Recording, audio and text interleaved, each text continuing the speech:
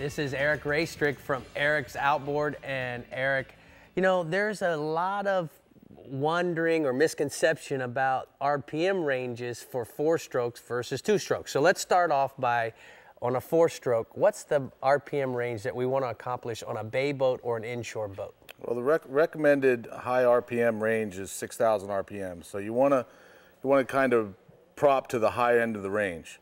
All right, and so after that, what if you still have a 2-stroke motor? Where do we want? What's the RPM range for 2 strokes? Generally, it's 5 to 5,500 RPMs. All right, so Eric, if we have a boat that's not turning those RPMs, certainly a bay boat, you got to have a great hole shot a lot of times to get up on shallow water or a technical poling skiff.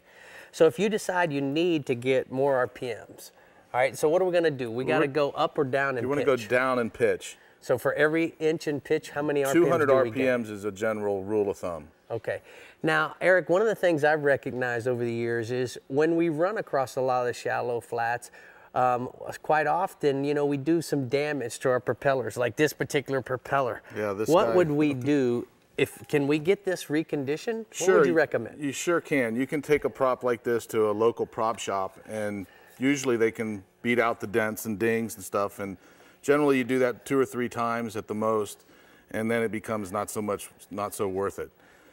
Now, when we have the propeller off, is there anything on the prop shaft that we need to look for? Sure, Rick. A lot of times, what'll happen, you'll get fishing line through the prop holes here on the side, and it'll get around the prop shaft seals and eat up the seals and cause water intrusion.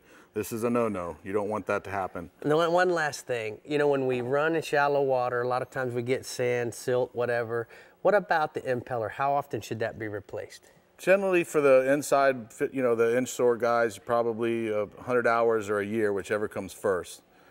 All right, well, it sounds like to me we are now up to speed on how to get more performance out of our technical poling skiff or our bay boat and be able to get a good hole shot. Thank you, Eric, from coming from Eric's Outboard. Thank you.